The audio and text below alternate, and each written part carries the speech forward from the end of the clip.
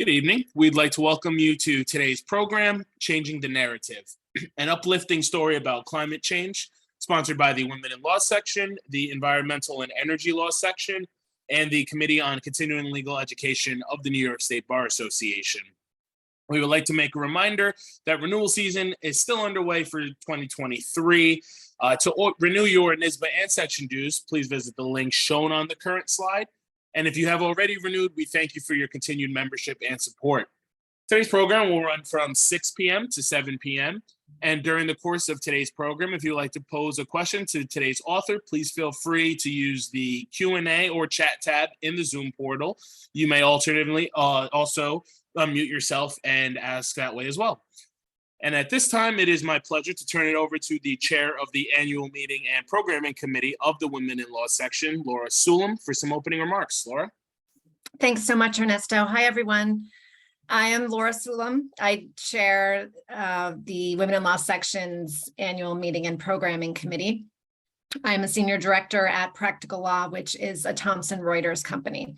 And before we dive into our featured book tonight, I would like to say just a few words about the Women in Law section. So our section has over 800 members, and we are dedicated to addressing critical issues impacting women attorneys and women in general. We are always looking to increase our membership and to welcome both women and men attorneys to our section. Please reach out to us if you would like to join. As a member, you can participate as much or as little as you like.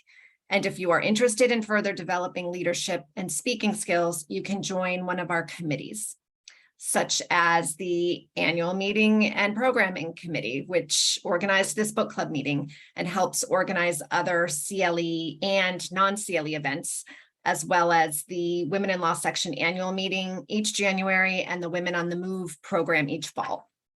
We have a champions committee, which engages men as partners to advance women in the profession and the Bar Association and society at large. We have a general counsel committee, which develops strategies and tactics to help advance women lawyers within companies and also as outside counsel. The committee helps women in-house counsel advance their careers and find and exploit professional opportunities. We also have a legislative affairs committee, which drafts memos in support of or in opposition to proposed New York state legislation that affects women. So these are just some of our 17 different committees, and we welcome your participation and also your ideas and your help for events and other activities. Also, please look out for our next issue of the Women in Law section's Wills Connect, which is our section's newsletter. That's coming out soon. And if you're interested in writing for Wills Connect, we welcome your submissions. So please reach out to us. And you can follow the Women in Law section and receive updates on what our section is doing and planning on NYSBA's website. Finally, I'd like to mention 3 upcoming events and invite you to join them. On March 29th is part 2 of Reclaim Your Calendar, Productivity and Time Management Tactics for Lawyers with Alyssa Mallon. Part 1 was very well attended and very informative with lots of great takeaways. So definitely join us for part 2. On April 4th, we have a What's Next Alternative Careers for Lawyers program, and that program is put on by our General Counsel Committee. Our next book club meeting is on April 27th and features the book Getting to Ellen, a memoir about love, honesty, and gender change. The author, Ellie Krug, will attend the meeting to talk about her memoir and also to answer questions. These programs are on the NYSBA calendar and open for registration. So with that, I am going to turn to the reason why we're here tonight. We're discussing the novel, The Change Agents, Whispers in the Wind, and we are so thrilled to welcome the novel's author, Sarah E. Lewis, who will talk about her career and the book's plot, and of course, answer your questions. This is a really fun and great book, and I enjoyed it. And while it's fun, it also addresses a very serious problem for humans and for nature, and it's quite unlike anything else I have read. So I'm super excited to be moderating tonight's meeting. We have found that interactive book club meetings make for the best book club meetings, so please unmute yourself or use the chat function for any questions you have. I'll monitor the chat and I can ask them as they come in. Sarah developed a love for animals and the environment while growing up near Albany, New York, fueling her imagination by spending time in nature. She has a BA in environmental studies from Middlebury College, a JD from Syracuse University College of Law, and an MS in environmental science from the State University of New York College of Environmental Science and Forestry. Sarah was a commercial lending and real estate lawyer, most recently at the law firm Schoeneck King, from which she retired in 2021. And following the death of her beloved canine Bebop, she honored his memory by writing The Change Agents, Whispers in the Wind, in which he is a main character. With that, Sarah, I am going to turn it over to you for your welcoming remarks. Thank you. Thank you for that introduction. Thank you, everybody, for attending today. I see some familiar faces and names in the audience, and I really appreciate your support, so thanks very much. For starters, I thought I'd give you a little bit more background about myself and the book. The Change Agents, Whispers in the Wind is an optimistic climate fiction novel, and it's my first and so far only book. It was quite the experience from writing to publication to now, and I look forward to talking about that with you today. But the story is the story of animals and humans forging an unprecedented partnership to fight climate change and save their shared planet. And you may think, after hearing my environmental background, that it makes sense that I would write a book with an environmental theme, but as Laura mentioned, it really didn't arise out of environmental stuff. It arose out of grief, and I clearly get emotional when I talk about it. I can, and I'm always hope I can make it through a conversation without crying. But Bebop, one of my dogs, passed away really unexpectedly, and I didn't handle the grief, and I still don't. But I thought, what am I going to do here? I was thrown for a loop, and some of my friends suggested, well, maybe you write a letter to him, just write down your feelings. So I wrote a poem about the day he died, and it was really depressing.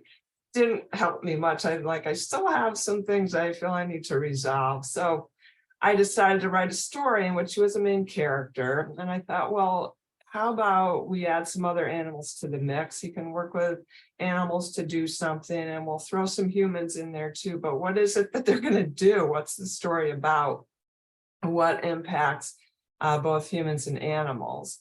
So I batted around various ideas in my mind. And one day I was reading the climate change blog that Carl Howard writes for the environmental law section of the New York State Bar Association. So it's interesting that NYSBA really has a connection to this story. And Carl actually ended up doing an endorsement for the book. So it's all come full circle in ways. But as I was reading the blog, it just hit me that climate change impacts humans, animals, and everything on the planet. So I thought, that's it. They're going to fight climate change. It was like a big aha moment where, everything came together. I thought, okay, this is wonderful. I'm going to write a story about Bebop. I can use my environmental background and address some environmental issues and hopefully motivate people to fight climate change. So I was psyched about it and decided, well, I guess I'll just start writing. Mind you, though, at this point, I was in my 27th or 28th year of private practice. I never had writing a book on my radar of anything I wanted to do or on a list of anything I wanted to accomplish. I hadn't even read a fiction novel in many, many years, but I didn't feel I had the time or the energy because of the workload to do that. And here I decided I'm going to write a book, but I figured, okay, let's just start writing and see where it goes. So shortly after I started writing, my other dog, Jazzy, passed away. So there's a character about her in the book as well, although she's not a dog in the story. And then the following year, both my parents passed away. So I added characters for both of them. And I just kept at it. It seemed like an interminable process, but just slowly but surely, I kept writing, and it continued clearly to be grief therapy for me. And make a long story short, 3.5 years later, approximately, the book was published, and here we are today. So I would love to talk with you about the story, the process, whatever you would like. Thanks so much, Sarah. And I didn't realize that the book was kind of a cathartic way for you to deal with so much grief in such a short period of time. Right. How long did it take was. you to write the book? Well, after a year, and I thought I finished after a year and a half. I started in the summer of 2018, and January 2020, I'm like, I'm done, because I made it to the end. I covered the story that I wanted to write. And I had read, as I was kind of researching while writing, how to get a book out there, that the average number of drafts that authors go through is 6. And I thought, oh no, I'm going back and changing things as I go. I'm not going to need 6 drafts. So I finished the first draft, not knowing it was the first draft, thinking I was done. But it actually is true. You're really not done when you think you're done. In January 2020, I started working with a coach who helped me start developing an audience for it, and talked with me about how important it is to do that before the book is out there. He read it, friends of mine read it, started working with an editor. So there were a lot of changes subsequent to when I thought I was done before it was published. So from my start in summer 2018 to publication at the end of towards the end of November 2021, almost 3.5 years out there. And the coach that you mentioned, is that person a publicist, or is a publicist different than a coach? Publicist is a little bit different than a coach. It actually is somebody that I went to high school with, who I was friends with on Facebook. And he's written both fiction and nonfiction books, and had a post on Facebook about that. And I just sent him a message saying, it's great to know someone who's published. I'm working on a novel. I hadn't yet thought I finished it. I'm working on a novel. And kind of thanks for inspiring me to keep going. And he said, oh, by the way, I actually coach people, because that was something that he was doing, more a motivational speaking type of thing. But he also, in addition to his books, had marketed some companies he had worked with. So he was instrumental in walking me through the process, not only of writing, it was really more getting the word out type of thing. I was just totally clueless about. So with his help, I started a Facebook group for the change agents. I built a website. He actually connected me with a publisher that he and also some of the other people that he had coached and worked with. So it was really kind of serendipitous that I ended up connecting with him as my coach, and he was extremely, extremely helpful. That is really interesting. I think you're the first author that we've had in this book club meeting, and we've been doing it for 3 years, who had a coach help with getting the word out ahead of time. It's a great idea. Yeah. It helped me set up MailChimp, because as I say, I just, not only had I never thought of writing a book, I was just not knowledgeable in any way whatsoever about not only the book writing process, but maybe even more importantly, almost, in what happens once you write it. Well, I have a long list of questions for you, and I'll jump right in, but I just want to remind the attendees, please either unmute yourself if you'd like to come on and ask a question, or you can type it in the chat, and I'm happy to ask Sarah. So Sarah, I'm curious whether your degree in environmental science or your degree in the law helped you at all as you were writing this book? I think that those degrees did help me in different respects. The environmental part of it helped as far as just being aware of climate change as an issue and some of the science associated with it, and also the messaging around it. And because of that environmental background, I was interested in the topic, and I'd already done a fair amount of reading on it. And I was, I don't want to say disappointed, but I didn't like necessarily the doom and gloom messaging that's been associated with it. From my standpoint, I didn't think that it was productive in helping people do something about it. I thought it was just kind of depressing and paralyzing in many ways. So that was what inspired me to write an optimistic story, because my thinking was that if I can make it kind of more uplifting and entertaining, it may not be as intimidating as some of the news stories that you hear around it.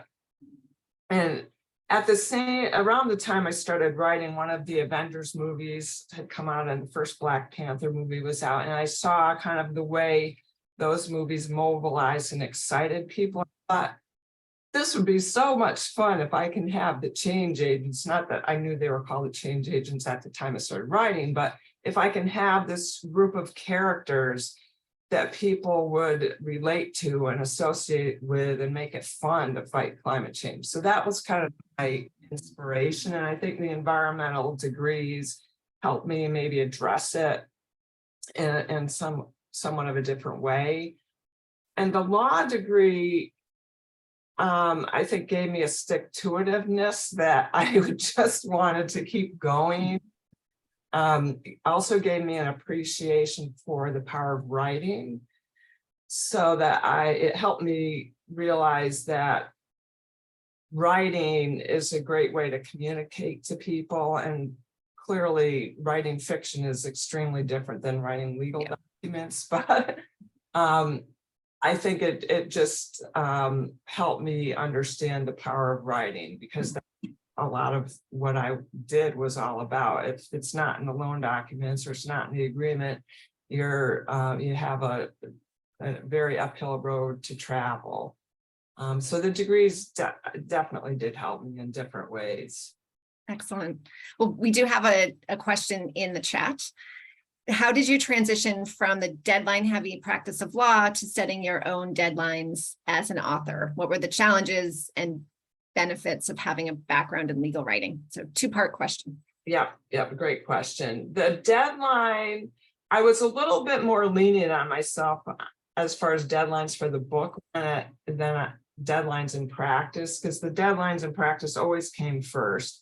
And because of that, I really didn't write at all during the week. I just set aside time on the weekends to write, knowing I realizing and admitting to myself, there's just no way I'm ever going to be able to really do anything around the book during the week.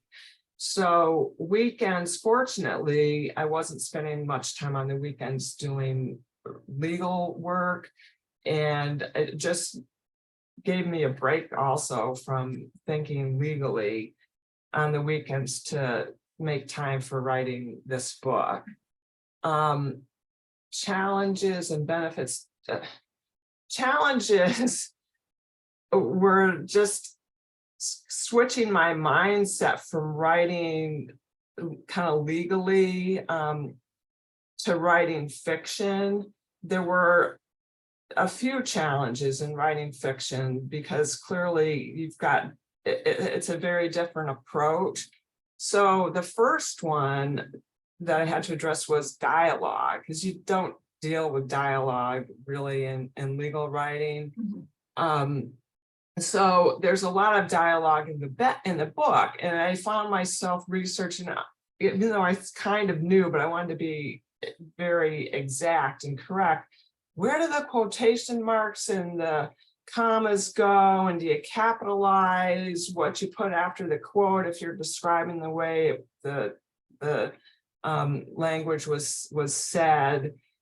Other things too that I kept sort of stumbling over, my editor pointed out later, no repeat starts. Don't use the same word at the start of a sentence more than 2 or 3 times in a paragraph. And passive, which I knew, don't write in the passive. That's what we use in legal writing. It's kind of drilled into us, write in the active tense.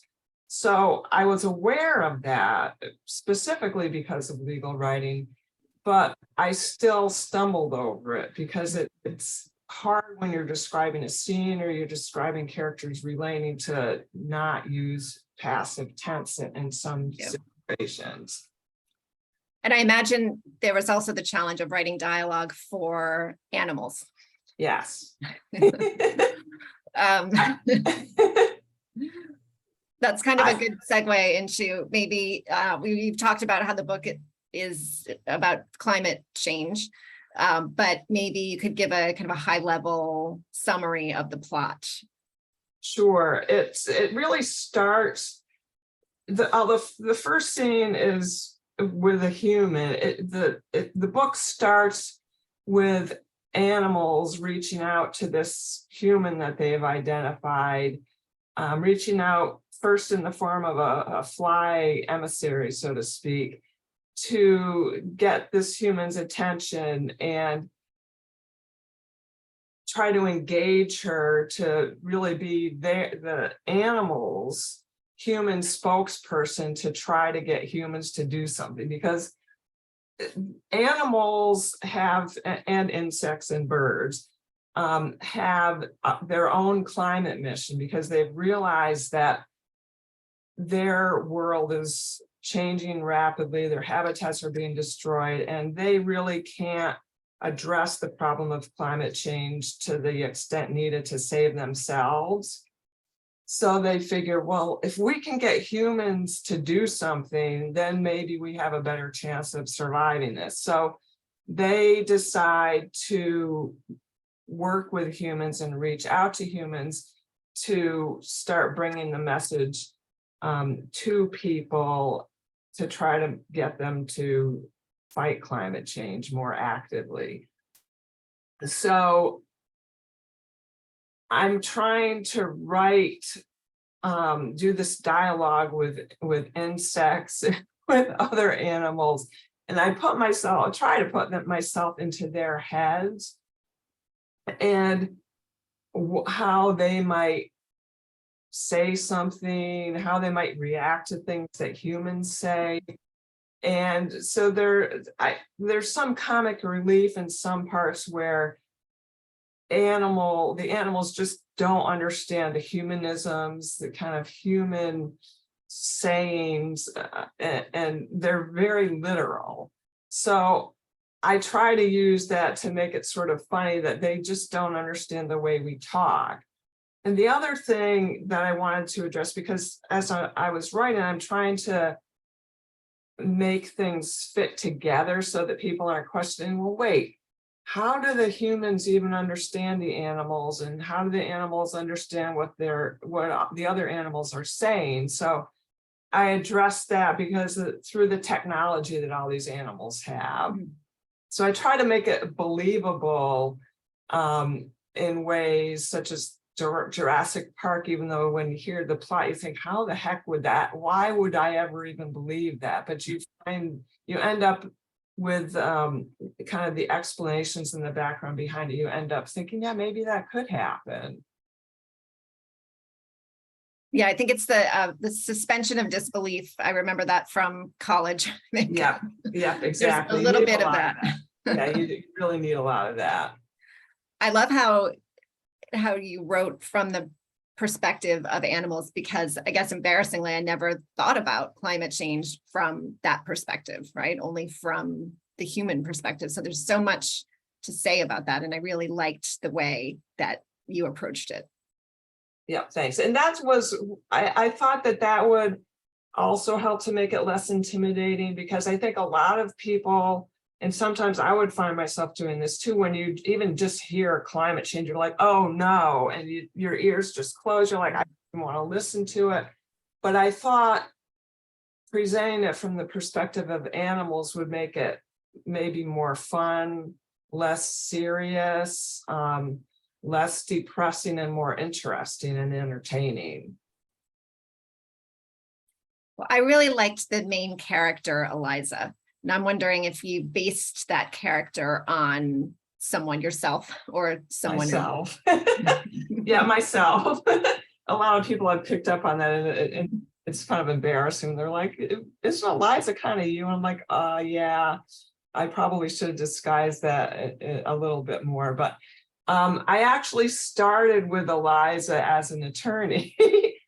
And ultimately I thought, no, this is just way too close. It's going to be so obvious that this is me. I changed her to a reporter, not only to make it maybe less obvious, but clearly it still is. But also, I thought if she were a reporter, she would be more effective in getting the word out that the animals want her to get out. Whereas if she were an attorney, it's maybe a little bit more of a stretch of how is she going to tell other people what the animals are trying to let them know. But I did make her a legal reporter to kind of have that of it in there. And Eliza develops friendships with a lot of different humans and animals in the course of the book, including, of course, Bebop, her pet. What do you think is the most important relationship that Eliza has in the book? It's her relationship with Bebop, because Bebop is the one who brings her into their climate mission in the first place. And I mean, she clearly had a relationship with him when he was her pet. And now it's interesting that the tables are turned, because Bebop is kind of in charge of this climate mission on behalf of the animals. And he's the one who brings her in, and he brings her into a place called Nahosape, which is where the animals congregate. It's a safe place for them. It's still in our world, but it's they don't really allow humans in, and it stands for No Homo Sapiens. So he brings her into Nahosape. He brings her to a meeting where they explain what they want her to do. And it was kind of fun in a way to write the flipping of that relationship, because now, rather than the typical pet human relationship where the humans are telling the dog what to do and what not to do, he's telling her what to do. And she has trouble at sometimes in sort of believing, wait a second, I can't believe that I'm doing what Bebop wants me to do right now. And she kind of has flashbacks to when they would walk together and she put a raincoat on him or whatever. And she has to be very careful not to say what she otherwise might have said to him at the time when he was her pet, because she doesn't want to undermine his authority commanding this mission on behalf of the animals. So it's a really interesting dynamic between the two of them. And can you talk a bit about how you came up with these characters and their names? Sure. A lot of the characters are characters that I sort of have run across. Now let's see, the mole, Cuthbert, the red squirrel, bees, I mean, things that I just see on my walk. And sometimes my current dogs will chase them in the yard or whatever. And so they were just in my head, and I thought, I want to bring this character in because of that, or I want to bring that character in because they have certain capabilities. For example, there's a scene where the animals are digging holes to plant trees. So I want animals that dig. So I thought I brought in characters that dig. The animals in the Alliance, I wanted to cover air, land, sea, underground. So I brought in characters from around the world that inhabit those spaces. And as far as the names go, lots of times the names would relate to what the character is to kind of make it somewhat easy to remember. Was Yep. an elephant. Let's see. Chompers is a an alligator. So most of the time they tied into characteristics of the animal. Sometimes they were just names I thought were kind of cute, like Ringlu, one of the raccoons, because of the rings around her tail. I just thought Ringlu is kind of a cute name for a female raccoon. Her mate JC, actually, that character was the first raccoon I put in the story, and I used a raccoon because they could manipulate things. They could do some of the things I wanted JC to do, but initially that character's name came to me because my mother actually had a pet raccoon that she found as a baby when she was growing up. And I remember her telling stories about the raccoon. So I asked her, what was the name of that raccoon? And she said, oh, that raccoon was JC. And I told her that I wanted it for purposes of the book. And she said, but I don't think you want to use that name in the book. And I said, why not? She said, because that's what your grandfather would call the raccoon when he'd get into trouble, because he caused a lot of trouble in the house just because raccoons get into stuff and throw it around. She said, so I don't think you really can use that name. So I changed to JC, JIYCE. I'm like, I think I can work around that. That's where JC's name originated. And some of the other one, I just characteristics or names that I thought were cute. Now, the jaguar is short for mosaic because the patterning on a jaguar's coat is kind of a mosaic. So they have the names come from different relationships or different, either their character or some quality of them. Cane Loop is a wolf, and it's short for Canis lupus. So there's all different ways I came up with various names. I had fun with it. Yeah, it sounds like it would be fun to think of these names. My favorite personally was Ringlu. Yeah, I thought it was really, really creative and helpful to have names like Chompers for the alligator, because there are a lot of characters, right? There are a lot of animals who are involved. So to help your mind keep track of who's who, I just thought that was a great idea. Yeah, thank you. You touched on this a bit earlier, but do you want to talk about the title and the title of the book and kind of what that means to you? Sure. The title is The Change Agent, subtitle is Whispers in the Wind. So the change agents came first. Shortly after I started writing, I thought, now, because I had the Avengers and Black Panther in my head, I thought, what are we going to call this team of humans and animals?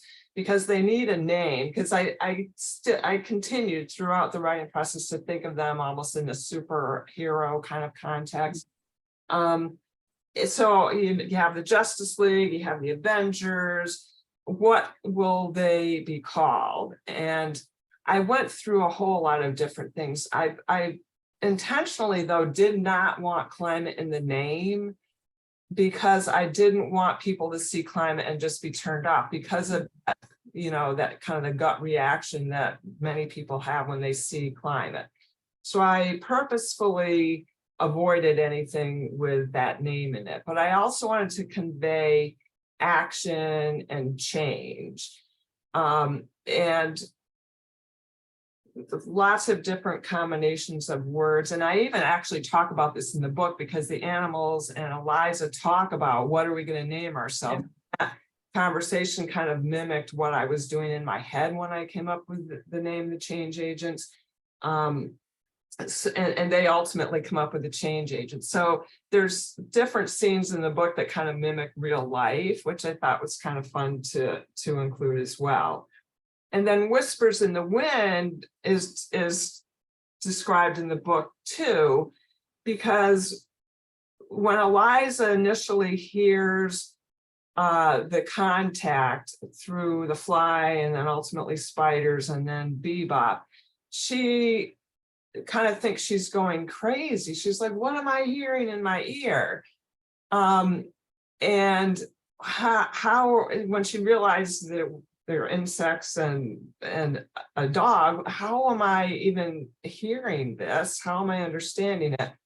So Bebop explains to her, because she asks him, how is this even possible? And he explains that whispers in the wind are their voices. And if you, this is like emotional for me too, but if you really listen hard, our voices are like whispers in the wind, and you can hear nature talking to you. So that's what I was trying to convey with whispers in the wind. It's like, listen, you can hear nature.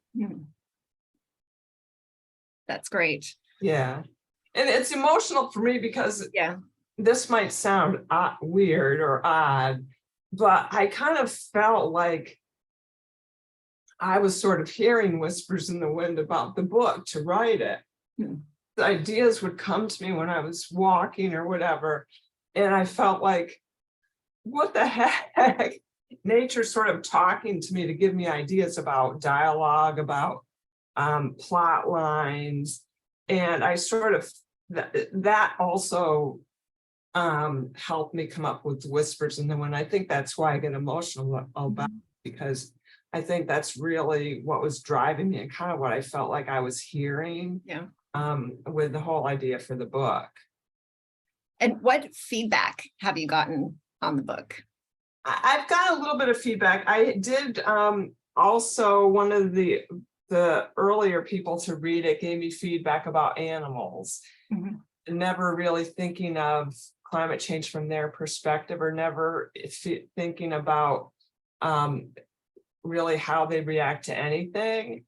And she said, it's given me a whole new perspective on animals. So now when I see, for example, an insect, I might see an insect land near me, and I'm not as quick to swat at it, because I think, oh wait, maybe you know, it could be one of the animals in the book. And I've actually had 2 people who have read it who have said that. Normally, you know, I would have gotten the fly swatter out, but instead I opened up a door to let the thing out, which I think is really cool. And I did a podcast, which should be coming out shortly, about with a climate change podcaster.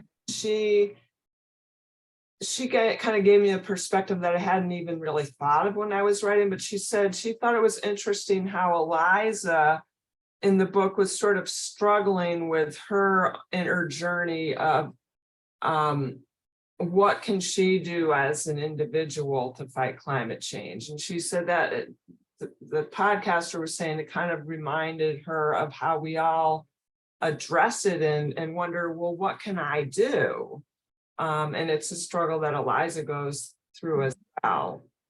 So those are kind of the two main comments that stick in my mind. Yeah, because the topic it can be overwhelming. Well, yes. You know, but because it's such a big problem, and then it's politicized, and thinking about what can one person do. So I like how you addressed that, and she talked about what she could do. She took the public transportation in the book instead of driving, and just little things that kind of add up, especially if a lot of people do them. Right. And one thing that kind of came to me afterwards, I think there was a lot of subconscious stuff going on as I was writing, but when I wrote about the food they eat in the host ate, because there's a rabbit chef Cecil, and he cooks, gourmet meals, and they're all vegetarian. He says they're vegetarian. Of course they're vegetarian, thinking of course they're vegetarian because they're working together and they're not eating other animals. But then after the fact, I think, wait, of course they're vegetarian, they're plant-based because it's better for the environment, and it's better for climate change. There's some things that kind of coalesced that I wasn't even consciously thinking. Yeah. And they had to work together, right? So they can't be preying on each other. Exactly. That was my initial thought. Yeah. What was the most challenging aspect of writing this book? I think finding the time to write it was extremely challenging. Because of, just the demands of practicing law while doing something like this, even though it wasn't escape for me from that, it did demand some time. And also, this came during the editing process as my editor kind of pressed me in some scenes to really get more to the heart of things. She said, if you can make the reader feel certain things, it's kind of gold. So I have a couple scenes that were difficult for me with Bebop and with one of the characters. And she said, you've got to dig down and describe it. And it's still hard. She goes, you have to describe how you feel so that your reader can feel it too. And those were extremely, extremely difficult things for me to write because they were, because of the losses, and they were scenes with those characters, that I just had to write it and feel it. Yeah, So- get through it. Mhm. Like, you're so passionate about Bebop and about the topic. It really comes through in your writing and in the novel. Yeah, thanks. Hard. One question we always get at these meetings is, how did you publish the book? Can you talk a bit about that process? Oh, yeah, sure. That's a whole other process. And that's another reason why when I thought I was done, like I had no idea what then came next. So initially I wanted to try to get it published through a publisher. Not necessarily one of the big five, but that the more traditional route. So in doing research, everything I read said your best bet is to get a literary agent and they'll present it to publishers, because a lot of publishers do not want to consider direct submits from authors. So I went through the process of trying to get a literary agent, which required research about agents that might be interested in this type of story. And how do you write a query letter in just one page to boil down a story, tell a little bit about yourself, say why, try to hook them, why it would be interesting for other people to read. That was a long process. I did send query letters to a bunch of agents and heard back from some, but no one really was interested to pick it up. I did attend one writers conference, which was virtual because it was in October 2020. I did a couple pitches to literary agents, and I did get one who wanted more information, but when she read more of the book, she's like, I don't think that it's a fit for me. So ultimately, in working with my coach, actually, I talked with him about that and the difference between that and self-publishing. So I researched self-publishing and found that there are a lot of different ways that you can do that. But I hadn't convinced myself that that was the route I wanted to go.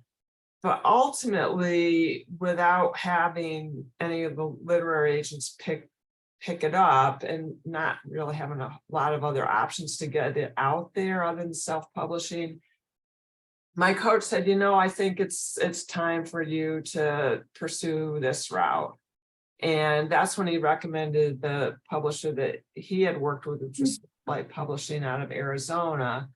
So I contacted her, I looked at her website, saw what she did. I contacted her, and I actually didn't realize that it was self-publishing. I didn't realize that till after even the book was out, because she really did a lot. Stuff that I would not have wanted to tackle. Because in my mind, I thought self-publishing, you really do most of it yourself. And that's not necessarily the case, because there are publishers out there, such as Spotlight Publishing which will offer you packages where they, for not a whole lot of money and without signing over the rights to the book, they will work on cover design. They will get it set up, send it to work with a printer, send it to the printer, totally formatted initially. So they'll do font, they'll just set it up entirely so that it is in the right shape to go to a printer who will then print it. They'll do the ISBN numbers, they'll get it listed on Amazon, Goodreads, a bunch of other ebook formats, and also kind of promote it in some respects. So I ended up going with her, and the main things that I did through that process were cover design. Now, that was a whole process in and of itself. Before I even started working with the publisher, I was thinking cover design. And I had a specific idea in my head of what I wanted. And my niece is kind of artistic, and I thought it would be wonderful if she would want to do the cover. So I mentioned it to her early on when I was writing. She didn't really pick up on it, and I didn't want to press her. So when I got done with the first draft and was working with the coach, at his recommendation, I hired somebody through one of the kind of freelance websites where you can hire people to do graphic design. I hired somebody there. I described to him what I was envisioning, and he did it. I did a few drafts, and I thought it was great.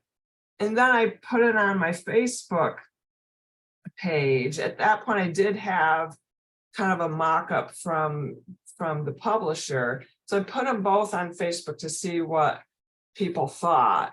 And I liked the one the freelance guy had done because it was more along the lines of what I had in my head. Most of the people on Facebook liked the other one, which didn't quite hit what I wanted. So I'm like, oh no, now what?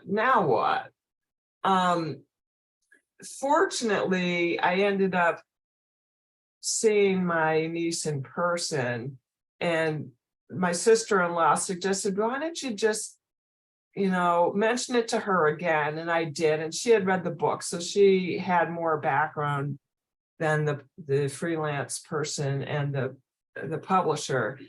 So the last night that I was visiting with them, I was talking with her, and she just mocked up on her iPad a design which was like hit everything. I'm like, this is perfect. So my niece ended up doing the design of the cover, which was wonderful. I'm so happy that she was able to kind of understand what I was trying to accomplish and just did it. So that was a little stumbling block during the publishing process.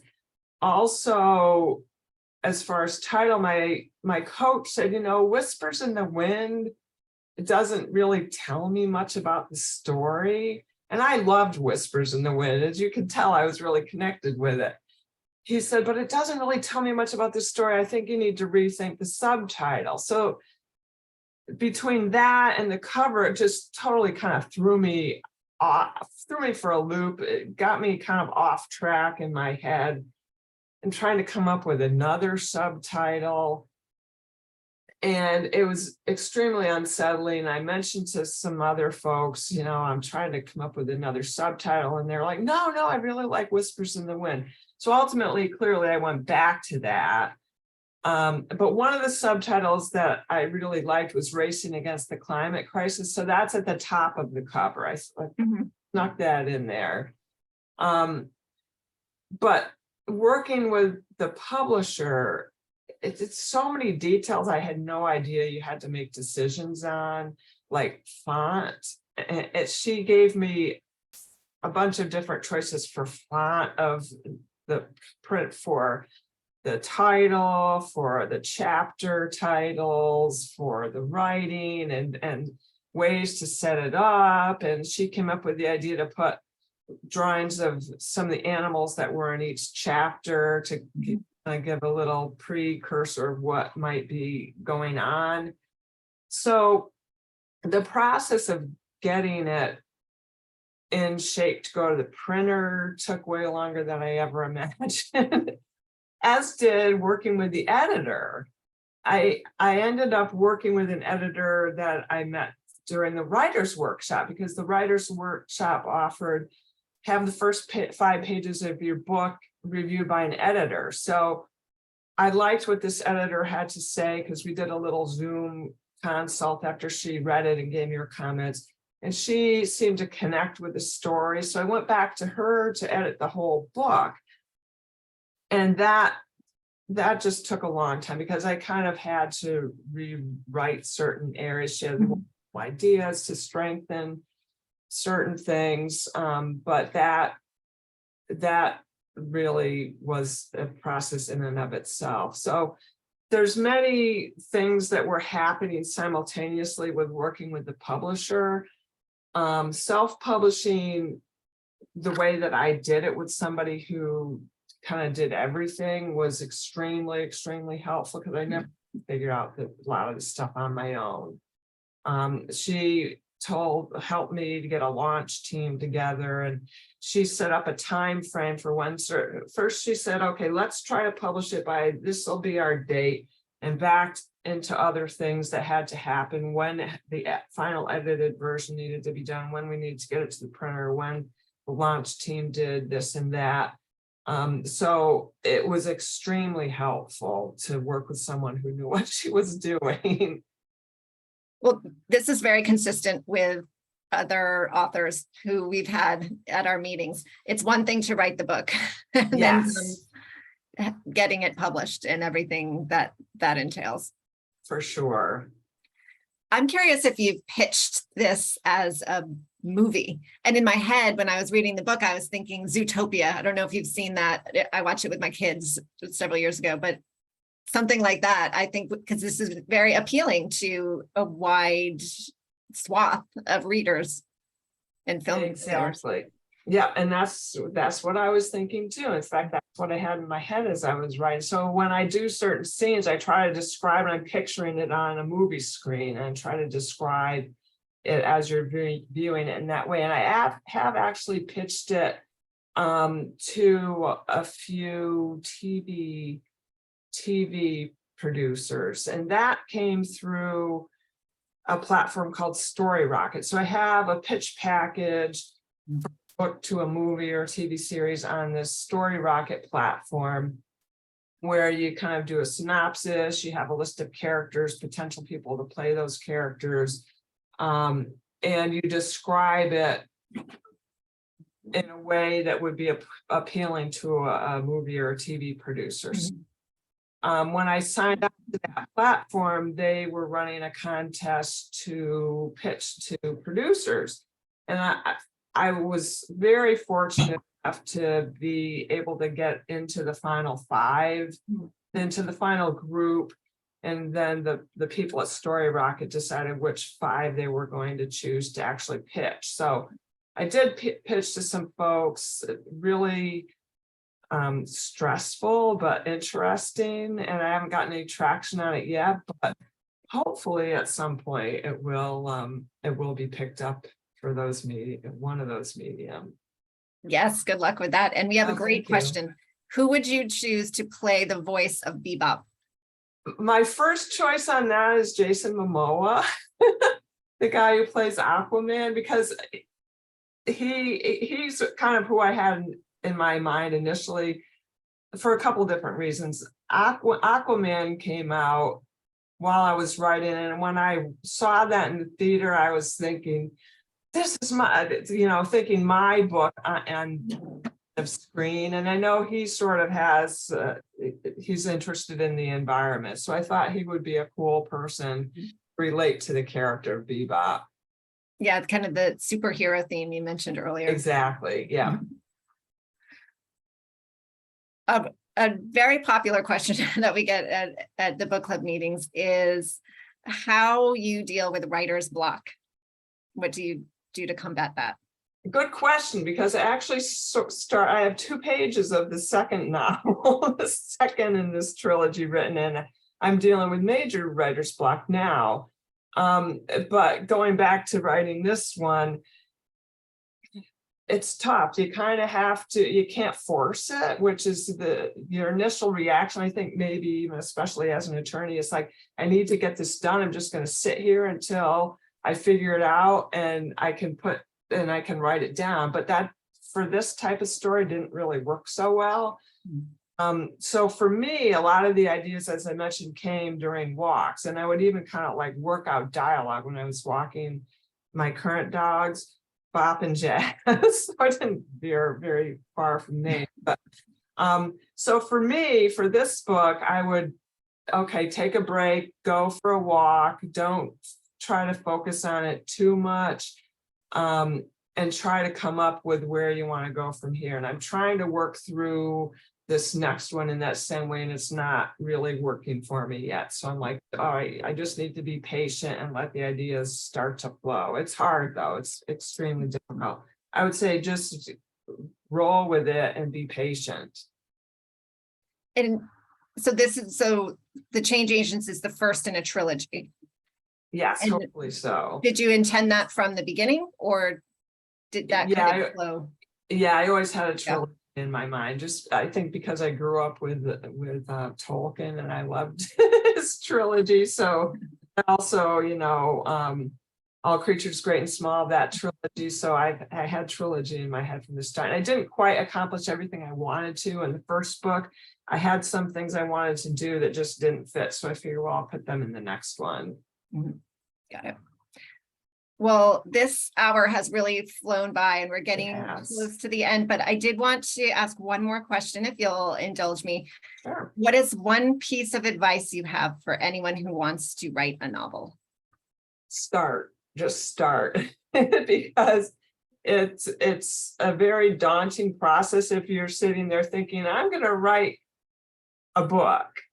Well, and that can just stop you in your tracks. You just start with whatever your idea is and do it little by little, scene by scene, dialogue by dialogue, and keep at it. And before you know it, you'll have a novel. But don't be intimidated by thinking, I want to write this big story. It's written one word at a time. So just start with the first word. That's great advice. And that's keeping with the theme of combating climate change. You can't do it in one day. So just do what you can when you can. Good point. Yeah, it's all consistent. Well, Sarah, thank you so much for attending this meeting and talking about your book. I look forward to reading the next book. I look forward to watching the movie because I think it will be a great movie. I'm convinced that it will be. And also thank you to everyone who joined tonight, and thanks for your great questions. Really appreciate it. Good luck to you, Sarah. Thank you. And thank you to everybody who attended. And I'd just like to echo Laura's sentiments. Thank you, Sarah, for joining us. And I also look forward to hopefully seeing that in theaters one day. This does conclude our program. Please make sure to return to your My Learning dashboard and complete the course evaluation for this evening's program. Thank you for choosing New York State Bar Association programs, and enjoy the rest of your evening. Thanks so much, Ernesto. Take care, everyone.